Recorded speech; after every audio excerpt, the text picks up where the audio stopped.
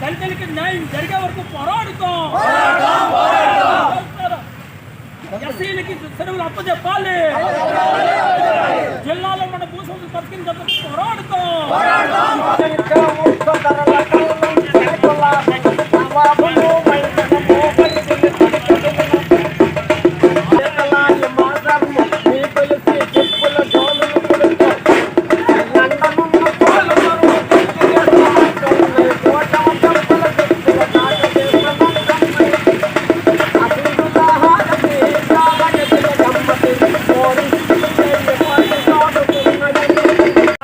Janata party వచ్చినప్పటి నుండి పేదలకి హస్త కష్టాలు మొదలయ్యాయి.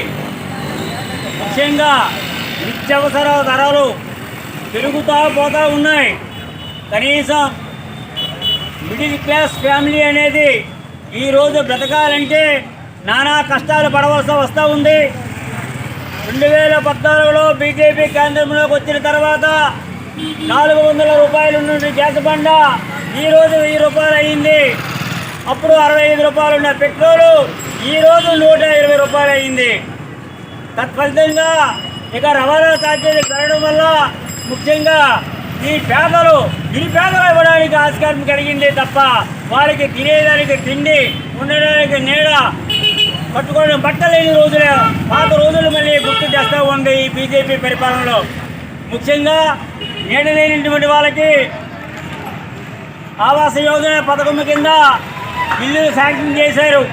కానీ బొబ్బుల్లో ఉన్నటువంటి మెయిన్ సమస్యల్లో టిక్కో ఇల్లు ఉంది. ఆ టిక్కో ఇల్లు కట్టడం జరిగింది సుమారు 8 సంవత్సరాలు అవుతూ ఉంది. వాటిని ఇంతవరకు కూడా లబ్ధిదారులకు ఇవ్వకపోగా వాటిని బ్యాంకులో కుదవబెట్టి తీసుకొచ్చినటువంటి డబ్బులకి ఈరోజు లబ్ధిదారులకి ఇల్లు ఇవ్వకపోగా వారికి నోటీసులు ఇస్తూ ఉంది బ్యాంకులు. ఎందుకంటే వీళ్ళ పేరున బ్యాంకులో అప్పు.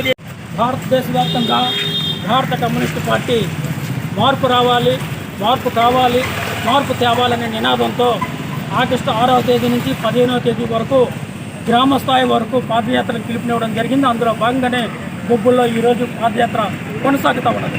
నరేంద్ర మోడీ అధికారులు రాకముందు 100 రోజుల్లో ధరలు తగ్గిస్తానని చెప్పి ఈరోజు ధరల ఆకాశాన్ని అంటుతూ ఉన్నాయి.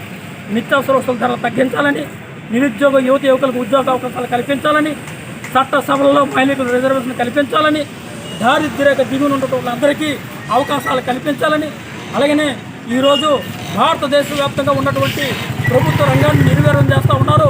ప్రభుత్వ రంగాన్ని కాపాడాలని, భారతదేశంలో ఉన్నటువంటి రైతాంగానికి పెంచిన ధరలకు అనుగుణంగానే రైతు పంటకి గిట్టుబాటు ధర కల్పించాలని, వ్యవసాయ కార్మికులకి జాతీయ గ్రామీణ ఉపాధి హామీ చట్టాన్ని పకడ్బందీగా అమలు చేయాలని, ఈ జిల్లాలో ఉన్నటువంటి గిరిజనులు సాగు చేస్తున్న భూములకి పట్టాలు ఇవ్వాలని, ఈ జిల్లాలో ఉన్నటువంటి 5 గిరిజన గ్రామాలను కూడా పంచాయతీలో చేర్పించాలని, అలాగనే పక్కనే ఉన్నటువంటి సేహెచ్ బొడ్డవలస గ్రామంలో దళితులకు చెరువులు ప్రభుత్వ రంగ ప్రకారంగా వచ్చాయి. ఆ యొక్క చెరువులకే ఎలగవలస బొడ్డవలసలో ఉన్నటువంటి పెద్దందారులు అడ్డుపడుతూ ఉన్నారు. ఇక్కడ ఉన్నటువంటి పోలీసు యంత్రాంగానికి తెలియజేశాం, రెవెన్యూ యంత్రాంగానికి తెలియజేశాం, జిల్లా యంత్రాంగానికి తెలియజేసినప్పటికీ కూడా సమస్య పరిష్కారం చేయలేదు. ఆ సమస్య పరిష్కారం చేయకపోతే సమస్య పరిష్కారం అయ్యేంతవరకు పోరాటాలు ఉధృతం చేస్తామని ఈ సందర్భంగా తెలియజేస్తున్నాం. జిల్లా కరువు జిల్లాగా ప్రకటించాలి.